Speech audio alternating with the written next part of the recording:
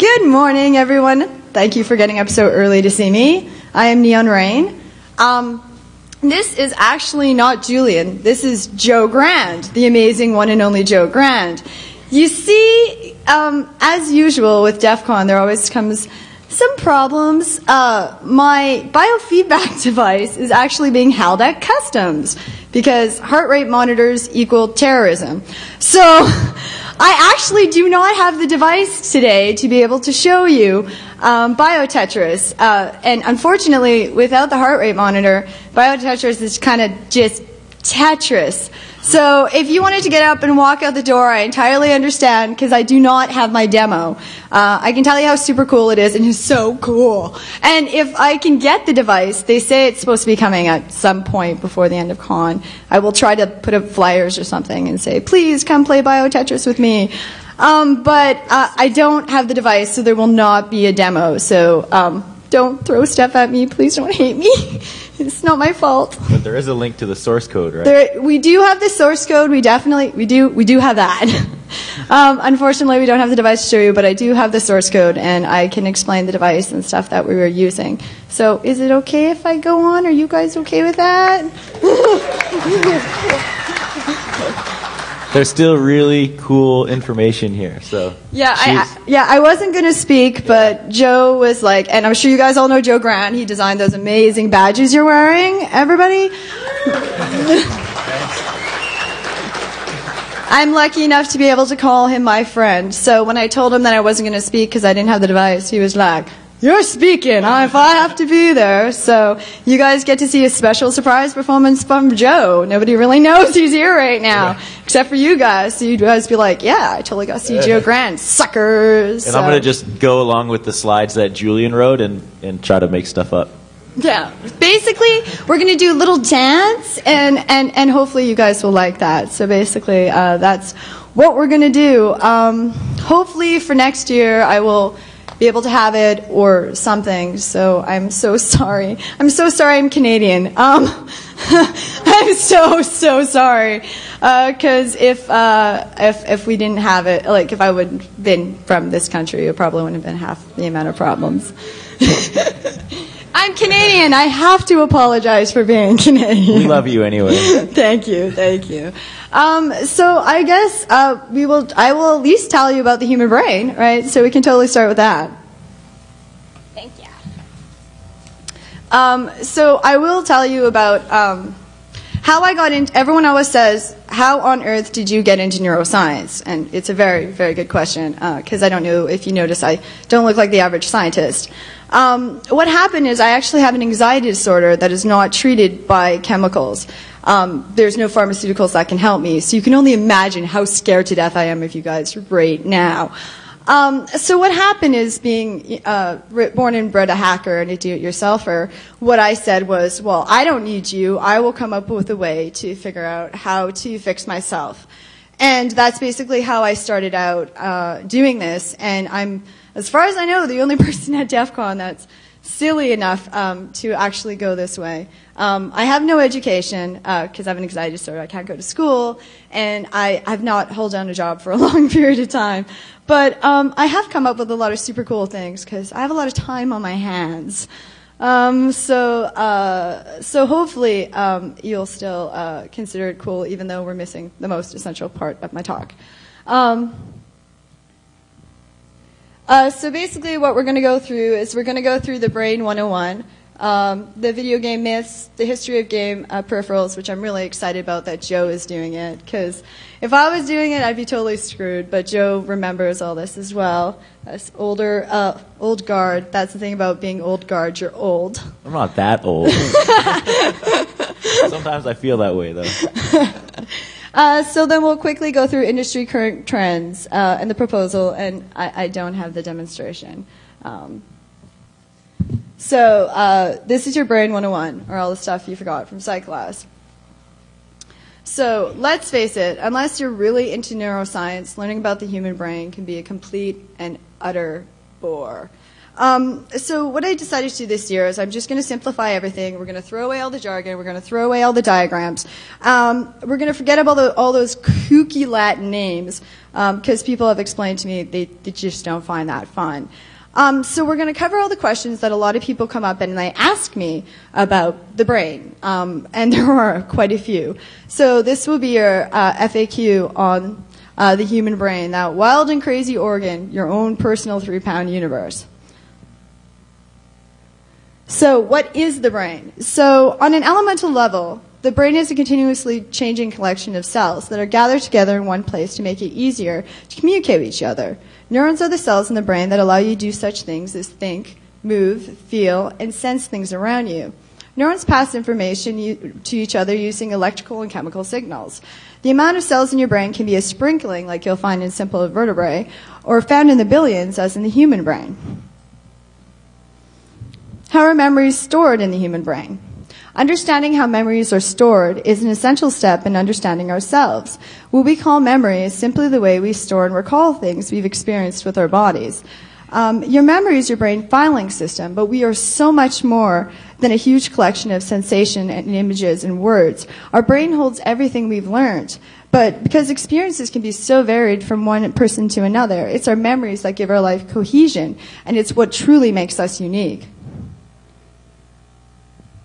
How does the human brain think and solve problems? Think of neurons as multi-armed creatures, like starfish, but they don't touch one another and they come in many different shapes and sizes. Now imagine this multi-armed starfish has a little tiny battery in it. And when the tiny battery is activated, an electrical impulse passes through the multi-armed creature until it reaches the gap between it and its nearest neighbor. Chemicals then cause a bridge in order to allow the electrical impulse to cross and trigger the battery and its neighbor. And is this domino effect, is that how neurons allow us to think? Now, solving problems can happen in two different ways. It can be a type of thought or calculation, pulling information from memory, filtering new information, and then combining it all and weighing up our alternatives. But you can also make decisions with a primitive emotional part of your brain, and that's what we call a gut instinct. We usually use both of these ways in tandem to come up with our best problem solving.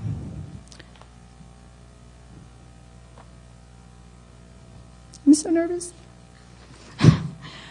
Why do we dream? I always find this one so interesting. You may be surprised to hear this, but there is no proven reason why we dream, and if dreaming at all serves any importance at all. There's many modern theories about why we dream, but the understanding about anything to do with dreams is still completely incomplete. We know for sure that we do dream, and we know that some animals that have the same sleep cycles as us dream as well. Dreams once were only thought to occur during a stage called REM sleep. I'm sure you've all heard of it.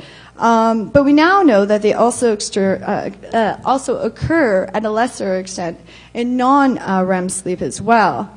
REM sleep dreams are the ones you usually have that are bizarre and like you're being chased by zombies in tutus, and when you try to explain them in the morning, everybody just thinks you're kind of crazy. So that's generally your REM dreams. And non-REM dreams are the ones that you get that are very repetitive and thought-like, the ones that have very little imagery. Usually you kind of get them before you're kind of falling asleep, when you're torturing yourself by reliving your day and all these things you should have said to one person or another. So those are your non-REM ones. But it could be completely possible that there's not a time that we are asleep that you're not having some sort of dream of some sort. What's really intriguing about REM sleep is the fact that the brain chemistry in your brain is completely different than it is when you're in a waking state. But when you're sleeping, the electrical energy is exactly the same. Your chemistry changes because it's what helps you stay in one place, and it's what triggers things in your mind. So if you're dreaming about, fighting things in your sleep, you don't fight. It's why drugs like Ambien have a problem, because they do cause you to sleep, but they don't turn off that little switch that causes you not to move. So what's also interesting in non-REM sleep is where all the snoring and the sleepwalking happens. You won't necessarily get that in REM sleep unless it's unusual or chemically produced. It's easy to fall into the belief that since we dream and since we have REM sleep, it's very, very important. But a lot of people don't realize that there's a lot of people who don't get REM sleep. A lot of major depression drugs take away REM sleep, so these people will not have REM sleep for over a period of years. And they don't suffer any damaging effects. So at present, we know that we don't know the exact purpose of REM sleep or even why we dream. So what is so special about the human brain compared to the brain of other animals? We have one of the largest ratios of brain weight to body weight of any species on this planet, but it's been a very, very long time in the making. Long ago, when brains first started out, they were pretty basic. They were just a group of specialized cells with the ability to transmit electrical signals to move other cells. And in an eat-or-be-eaten world, mobility was a really good idea. And then what happened was the ability to actually sense the environment, so you were able to sense predators. And then after that, another group of cells developed into specialized structures that give you your emotions, and other cells relayed messages to the spinal column because your limbs were now further away. So a brain was pretty amazing when you consider all these factors together. A stimulus from the environment would cause an emotion that would lead to a physical action: fight, flight, or pursuit. So after a long while, a change started happening that led us towards your modern-day brain. The brain began to sprout an area called the neocortex. Please forgive me for using this, but I couldn't make it any simpler. So it is the neocortex. And eventually, as time went by, the neocortex actually tripled in size to give us a brain more complex than any other animal. The neocortex actually engulfed the entire part of the brainstem. So that's why you kind of got this like bumpy thing that seems to look on the end. It's because the neocortex came out, and that's what gives us our huge brains. And the coolest thing that we got from the neocortex was consciousness. And consciousness is what enables us to learn from our experiences. It helps us plan ahead and solve problems and make decisions. We are the only living creatures that use language, like words or symbols that represent objects, actions, qualities, feelings, or ideas. Other animals do communicate, but they do not communicate in as complex ways as we do. So, of course, the next question is, if the neocortex gives us consciousness, what the heck is consciousness? We think we know who we are because we have the ability to be conscious of our own consciousness. But what the heck does that mean scientifically? Trying to understand the intimate mysteries of conscious experience has become increasingly popular these days. Every field of academia seems to be taking a renewed interest in what David Chalmers has called the hard problem of consciousness. Why should a physical system give rise to conscious experience at all? Once upon a time, the study of consciousness was just left to philosophers and religion because science had no reliable techniques that they could use to solve this hard problem. But now in recent years, we've developed startling new ways to study the brain, and science is back in the game with the hopes of finding a more convincing explanation of what exactly it is to be a conscious entity. At this point, scientists are arguing passionately who's in the right playing field, and the rifts between them run really deep. Some people even argue that the problem is too difficult, that no good explanation can ever be given. No one knows if consciousness will ever be explained in present-day science. What is the difference between the mind and the brain? The American Heritage Stedman Medical Dictionary defines the brain as the portion of the central nervous system that is enclosed within the cranium, continuous with the spinal cord, composed of gray and white matter. It is the primary center of the regulation and control of bodily activities, receiving and interpreting sensory impulses, transmitting information to the muscles and body and organs. It is also the seat of consciousness, thought, memory, and emotion. The same dictionary defines the mind as the human consciousness that originates in the brain and is manifested especially in thought, perception, emotion, will, memory, and imagination. So if you remember, I just told you that the biological basis of consciousness is still unanswered by modern-day science. You will probably now find yourself completely and totally confused. which means you're on the right track. I'd like to welcome you to the mind-brain problem. Is the mind part of the brain? Is the brain part of the mind? If they're distinct, how do they interact with each other? And who exactly is in charge? Many modern-day scientists have proposed that the mind is a product of brain activity, but whether it is or not, we don't actually know. Despite that there are a number of theories, and of course the obvious interest in solving this problem, it has been hampered by a lack of experimental models to test such theories, so neuroscience is actually still holding out in hope of a solution. The next one's everybody's favorite question to ask me. Why do drugs and alcohol feel so good, and why does addiction happen? The answer to this question starts so simply. All animals have a reward pathway in their brain. The reward pathway exists to help secure the survival of the species by making us feel good as positive reinforcement, so the behavior is repeated. You know, pretty simple to start out with. It's what gives us our love for food and sex and companionship. Scientists think that all addictive drugs activate the brain's reward system. At first, these act in the same way as natural rewards, producing pleasure. But with increased use, the drugs needed to stop. I totally have to. There we go. The drugs that are used to stop unpleasant symptoms that appear when it's not available. So it's these effects that contribute to drug addiction. Addiction is actually different than physical dependence. The Merriam-Webster dictionary defines addiction, I love the dictionary, as compulsive psychological need for the use of habit-forming substance characterized by a tolerance of well-defined psychological symptoms upon withdrawal.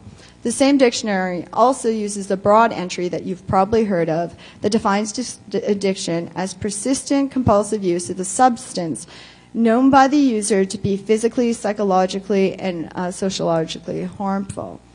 Physical dependence on a drug is neither necessary nor sufficient to define addiction.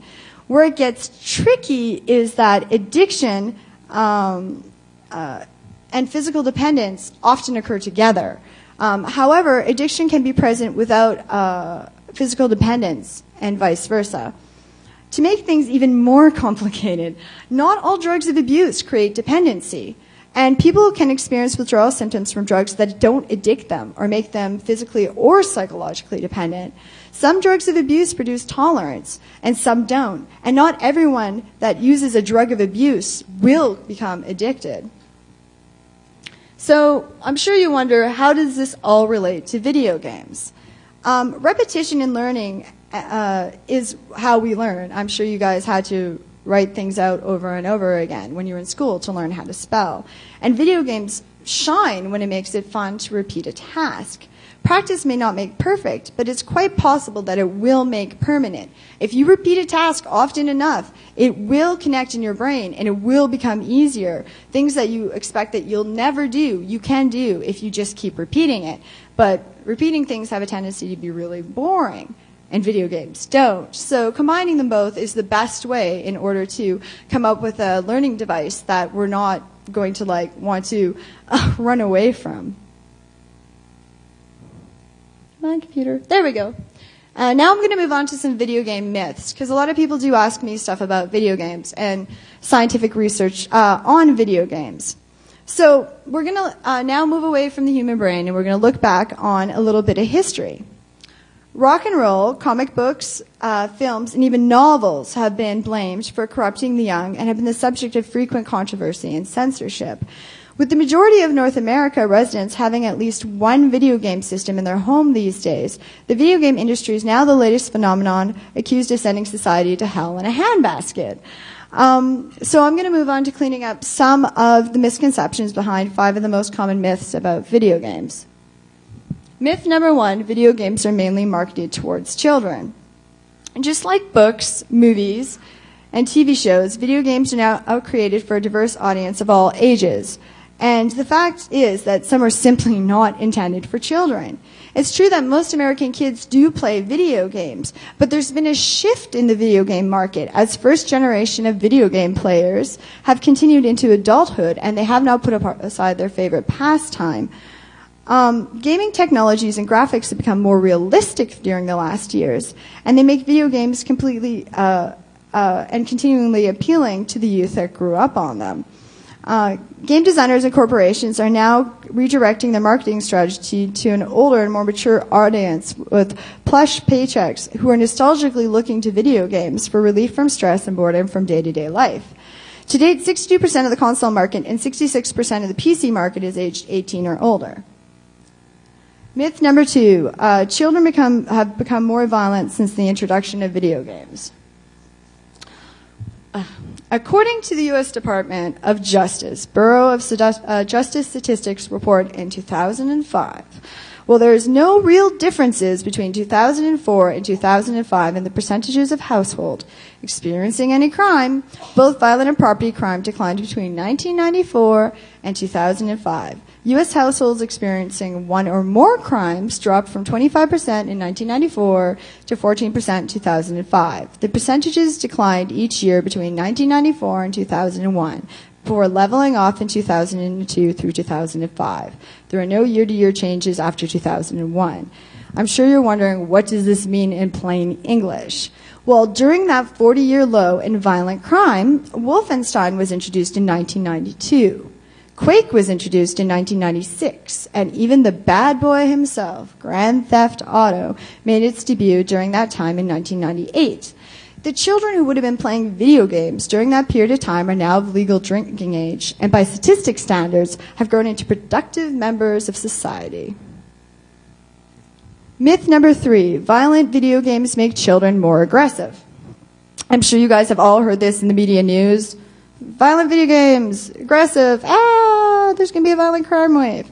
So there actually is very little evidence from our current body of literature that violent video games that causally or correlationally are associated with increased aggressive behavior. It is true that violent video games appear to increase aggressive thoughts, but that does not mean violent video games will increase aggressive behavior. Wouldn't these same studies logically show that an increase in aggression when playing football in the school playground as well? There are several major gaps when it comes to the research in violent video game literature. One especially large gap is that all research takes place in a temporary period and there are no long-term studies. I would like to say that again. There's no long-term studies on the ability of violent video games to make people aggressive. Also, other gaps include the sample size tends to be too small in too many of the studies. Some studies, when analyzing aggressive behavior, they've used dependent variables that are not true aggressive behavior. And some studies do not have violent and non-violent games and are sufficiently different in actual violent content. You have to understand, defining violent content is very, very hard. Do we include cartoon violence? Or is that not realistic? Do we include non-cartoon violence? And even as it's hard for us to define what we consider violent, scientists don't use the same variables across the board. So if you read that there's this study, you don't know what they're considering violence or what they're considering aggression. So you really, when you see these things, always, and the news is going crazy about them, always look at the studies because you will just shake your head and be like, well, I could have totally with bubble gum and a paperclip have done a better study than what they've done here. This is my personal favorite. Girls just don't like video games. Historically, people working inside the video game industry and the video game market itself, they've been predominantly male. Also, many earlier adverts for video games depicted gamers as male. I can personally remember being with my brother as a young child, and they would always depict these boys playing the game, and the girls were like, yay, watching. So I totally can remember that. So in the mid-1990s, real efforts were actually made to build games that appeal to girls. I'm sure you guys know of the runaway hit The Sims. The majority of people who play The Sims are actually female. This was the first game that really started bringing women in to play video games. The percentage of women playing games have steadily increased over the past decade. Women gamers are not bound to console gaming. The majority of casual gamers, 60%, are women. And women aged 40 and older, when they go online, spend a longer time playing games than men or teenagers do. There's now a generation of players who are comfortable with computers and computer literate enough to be on ease online, with online socializing, and they all remember the traditional games of their childhood. So we now have people who are crossing over and are using, and getting older and are using video games in a way we've never had before. This one I love as well because I have so many friends that play World of Warcraft. So many friends that play World of Warcraft. Playing video games is socially isolating. Not only do video games have socially redeeming qualities, but they can actually help promote social interaction. 60% of frequent game players play with friends, 33% play with siblings, and 25% play with spouse and parents. And these are older statistics. I'm sure with the Wii coming out, we're going to see those statistics. Like, I've never seen a system before bring so many people together, and families playing video games like never before. So I'm sure that those statistics will end up going up. When it comes to online gaming, the internet has created numerous gaming possibilities that were not possible with single-player games by giving the opportunity to choose to work as a team or to compete against human opponents. It's a place for social interaction and relationships that expands beyond the workplace and the home. And it has the ability to expose gamers to ideas, worldview, and cultures that they may not otherwise get a chance to experience. There is no research to date that actually shows that online video games are more addictive than single-player video games. That doesn't exist. It just seems a lot of people like World of Warcraft, so it has a tendency to cross over. And now we get to move on to the fantastic Joe Grand, and I'm so looking forward to him doing the history of peripherals. The interesting question you need to ask yourself is, those of you who are old like me will remember a lot of new ideas that have come out that have already previously existed. For 13 years, there was no new peripherals. Everything seems to be recycled, and you have to really wonder what happened. So Joe is going to bring us through the most interesting history of peripherals. And these are not his slides, so please have sympathy as he kind of looks as you do to figure out what he's talking about. So everyone, Joe Grant. That was great. That was awesome. Cool, wow. That stuff was really cool. I like that you actually described it in a way that I could understand it, because normally I don't read books. All right. So I guess the history of peripherals, and this is tying together all of the brain stuff that Desiree talked about with trying to create some sort of game that's controlled by the human brain. So we're going to go over some of the original peripherals that came out for some of the video game systems, and kind of see where they started, see where they've been for a while, and then see where the industry is going and why this type of thing that she's been working on is really pretty cool. In the 1980s, when the Atari came out, ColecoVision and television, I like all the old stuff, so I was actually thrilled to be able to do these slides.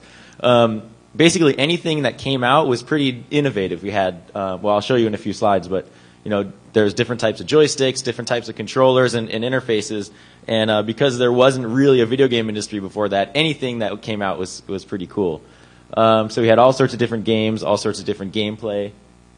But then what happened is, like, in the mid-90s, and I'll show you the systems, but it was like PlayStation 2, Nintendo 64, all the controllers ended up being the same. There wasn't any new innovation, and it almost seemed like the audience, like the players, never really adopted anything new.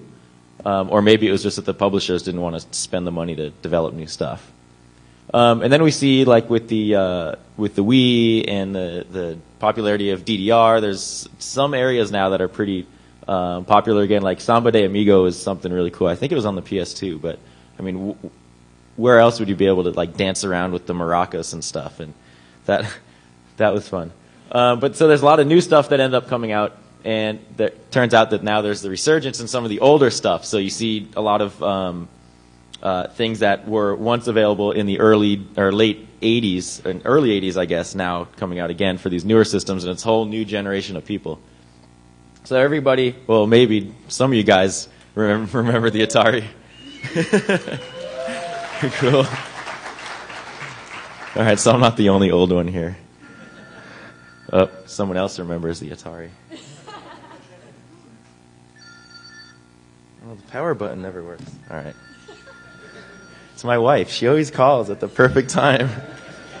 she's being mobbed in the vendor area and has no idea what to do. So, yeah. That's all right. If she calls back, we'll answer it on speakerphone. All right, so so 1972, Pong came out, and that was actually prior to the Atari. So this was a single game system, Pong. You had your two paddles. You could actually, this version was I think the arcade version, and then a few years later was the home video game version. So you had two players, and all there were two things, and a ball, and two players would play against each other, and you'd try to score more points. And there wasn't even any artificial intelligence at that point. You had to play against a friend. So there's part of social interaction right there. And actually, an interesting story about when Atari first released Pong, they beta tested it at a place called Andy Capp's, I think, somewhere in like Sunnyvale. And it was in a bar, and they put this thing in there, and like a few hours later, one of the engineers at Atari got a phone call. They're like, the machine's broken, you got to come down and fix it. So he rushed down to try to fix this thing and open the coin box, and the entire coin box had overflowed. And it was like, oh shit, so they emptied the coin box and put it back in. Like a few hours later, it overflowed again. Because people started realizing, wow, it's an awesome video game. It was the first arcade game that was actually a huge, huge success to the masses. So that was 1972, and they had the paddle controllers at that point, which was just a potentiometer. And for those of you that are intimately familiar with the Atari, you'll see that is not a paddle controller. That's a driving controller. And that was actually a rotary encoder instead. So there was a lot of really cool stuff going on in the late 70s and early 80s. So 77 is when Atari came out with the VCS, which is also known as the 2600, my favorite system. Even though I guess I was 2. But it's one of those systems that everybody seems to recognize, and sort of, even if you're a teenager now, you probably have still seen pictures of this thing or played games on some of the newer systems that are based on the old system. So that really set the stage for home consoles. It also brought the first arcade joystick to the home environment. So we see the joystick with the one red button, which everyone identifies as old school. And that was basically just 4 digital switches, left, right, up, down, and then another button. No analog stuff yet in there. Here's something that was a foot pedal that I don't think was very successful when it came out. And basically it would let you control stuff with your feet. And I think you had to actually plug a joystick in too. So you could do certain things with the joystick and certain things with your feet. And I think it was intended for like flight games and really rudimentary flight simulators, stuff like that. I'd never seen one of these things until about 2002, and there's a whole homebrew community based around writing games for these old systems that I'm heavily involved in, and somebody had actually written a game called Thrust Plus, which is a takeoff of the old Commodore 64 game Thrust. And he ended up finding like a huge stash of these foot controllers in some warehouse in Germany or something, and designed his game to work with the foot controller. So it's actually the only game that I know of that's really designed to use that. And you can fly around and use the foot pedals to control your gas and brake and whatever. So, that was something that was sort of interesting. Is people were trying a lot of new things back then, and some of them weren't successful, and some of them were. 1982, the Vectrex came out, which is a really awesome system if you ever get a hold of one. It was a vector-based system, so as opposed to now we have raster systems and we're drawing across the screen and whatever. This is totally vector-based, so you look and you'll see just discrete lines. It's almost like this thing's drawing in logo. And the images are really sharp, and it's a really interesting type of system, totally standalone. These controllers were neat because they actually had little springs inside, so they'd always return to center. Which was fun until they broke. And this was also, they had some other cool stuff. So this was they had something called a light pen, so you could like draw on the screen and do stuff with the light pen, which there's some actually pretty cool homebrew hacks out there about how to make your own. They also had the first like 3D game, which was basically these goggles that are now like really hard to find. And each game came with its own wheel, and inside the goggles, this wheel would spin and somehow synchronized to what was drawn on the screen, so you actually see these vector graphics in 3D. Really, really cool. And that system actually, surprisingly, didn't do that well compared to like the Atari and ColecoVision, but it's pretty innovative. '83. Everyone knows the toaster. These guys, I actually didn't even know it was '83. I think it was '83 in Japan and maybe '86 in the U.S. or something. But in I guess '83 when Nintendo released the Famicom in Japan, that became known as the Nintendo Entertainment System in the U.S. They had this D-pad controller that sort of became synonymous with games from this point on. The D-pad, left, right, up, down. You could do diagonals. That was all digital, hence the D for digital. A, B, start, select. So that's, everybody's seen that. And let's see. Joypads use 8-bit CMOS shift register to tell console what button is being pressed without requiring a director wire. Yeah, okay. This is actually pretty cool too, because before this, with like the Atari joysticks, if you looked at the pinout, you'd have a connection for each thing. You'd have up, down, left, right button, and then you'd have ground. So when you hit one of the directions, you'd ground that connection just like a physical switch. But this was the first thing that actually had some intelligence inside the controller. So you'd have a serial interface, basically transmitting some stream of data with a less number of wires to the Nintendo, so the system could say, okay, I'm hitting A, B, left, right, up, down, and let me in. So it's that was sort of interesting because now you don't need an individual wire for every single button you have on your controller. If you did, like with the PS2 or whatever, you'd have like a huge, gigantic connector. So now the controllers are somewhat intelligent. 84 to 89, Nintendo just was huge. They took over the video game industry that had crashed, at least in the U.S. in like 83, 84. And just demolished. Nintendo Zapper was one of the first light guns. There was a light gun that came out that was designed by my friend Ralph Bayer, who's very old now, that also designed the original Odyssey system, who also arguably designed Pong. And his light gun was actually like a real rifle with a little light sensor on the end. And he was a sniper or like a rifleman in the army a long time ago. But now it's an actual product at this point. The Zapper. They were originally gray, but then they had to turn orange due to some legal issues, I guess, because kids were running around with them and like cops thought they were real when it doesn't look anything like a real gun. Oh, okay, 10 minutes. I better hurry up. Nintendo Satellite. Nintendo had this thing you could plug in and then wirelessly control a bunch of controllers, so you could like sit on your bed and play and don't have to like sit right in front of the TV. The ROB was cool. That actually interfaced with the Nintendo and was also controlled by signals sent from the TV, so it had an infrared sensor in there or some sort of photo detector. So really some pretty crazy stuff. The NES Advantage was a huge controller. PowerPad, first kind of dance mat. The games pretty much sucked except for World Class Track Meet, which was fun. They had even like a dance aerobics game. But that was pretty successful. And then the Power Glove was just really cyber. Everyone knows that one. So really crazy stuff. And I mean, some of these vendors had to have some pretty huge balls to try to release stuff like that. And some of it was successful, some of it wasn't. Sega, the same type of stuff. They were competing. The Genesis was competing with Nintendo, with the NES. They had some pretty uber stuff too, like that huge like arm-mounted gun thing on the right. Their new controller had even more buttons, which you could somehow use if you could figure out what all of them meant. Super Nintendo, there's the original D-pad, but they've added a few more buttons, and now they have the shoulder buttons. So they've done some research and realized people like to use their fingers like triggers. And I guess this was the first one that had the diamond configuration of the buttons on the right, those 4 buttons. Sega Saturn didn't do too well at all. But this gigantic controller is, I don't even know how much this thing weighed, but it's huge.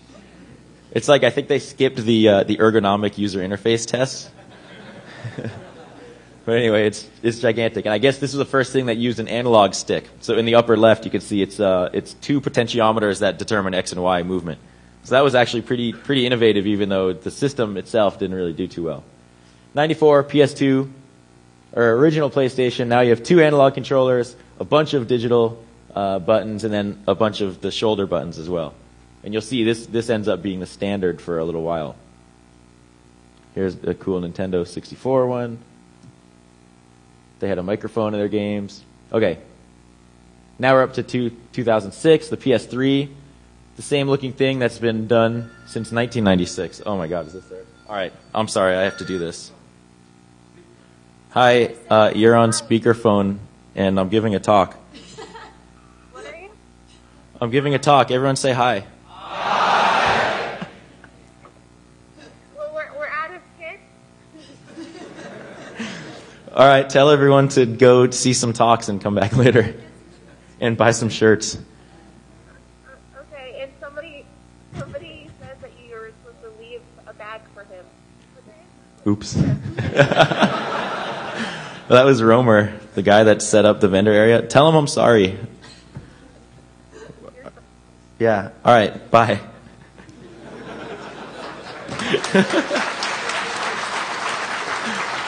Oh, I'm in trouble now. So basically, it's the same type of layout since 1994, 1996. Nothing changed for 10 years, and that's sort of boring. Then finally, the Wii comes out. I should say the PS3 does have accelerometers in there.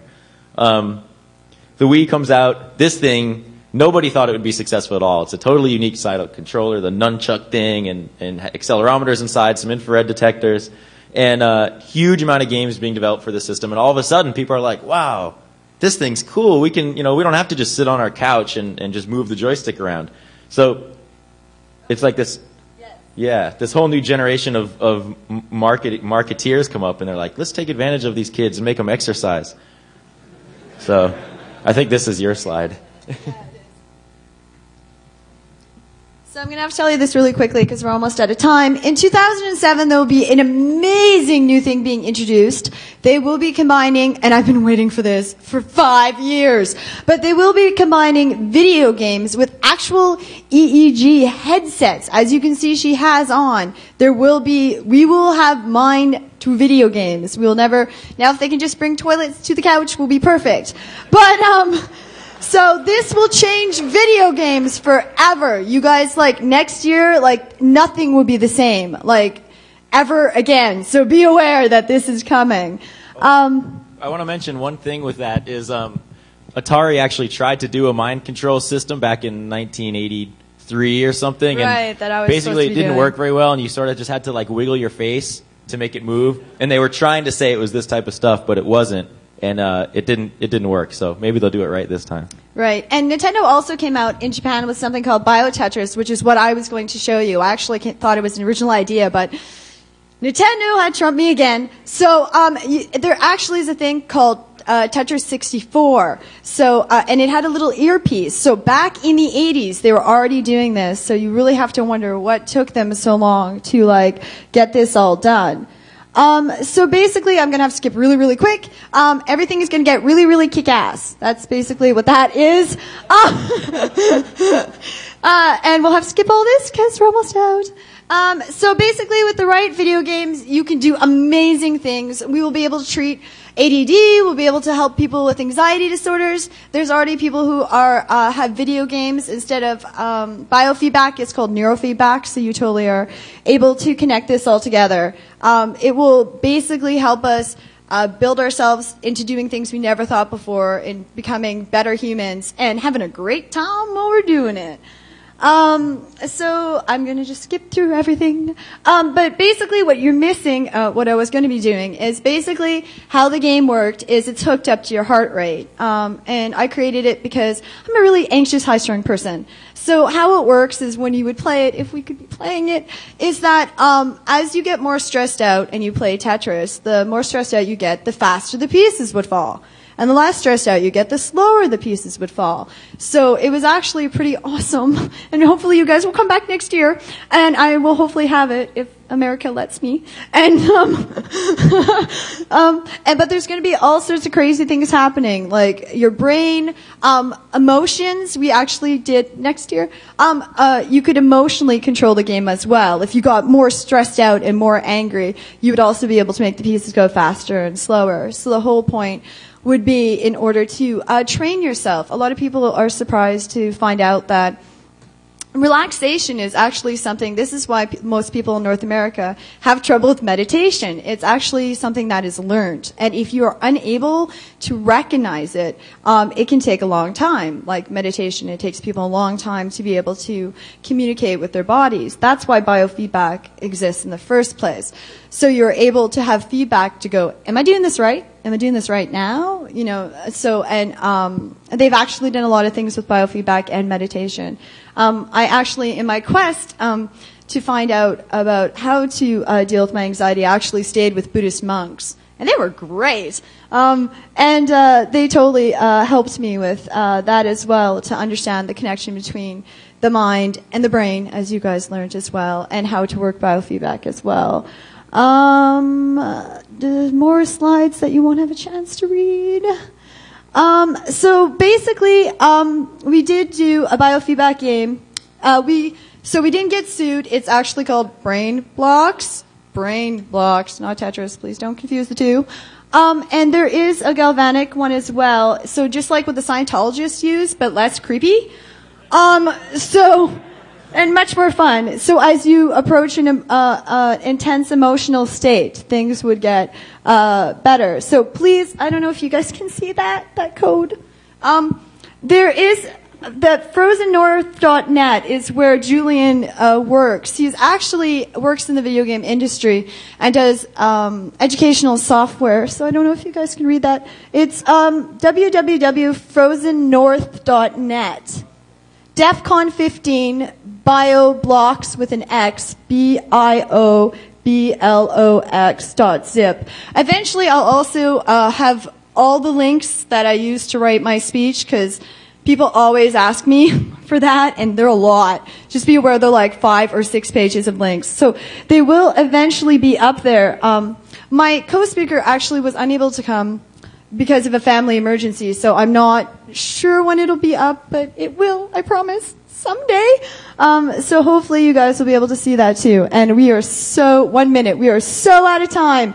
So I am Ne0nRa1n, and this is the amazing Joe Grant, who just saved my butt. So give it up for Joe Grant.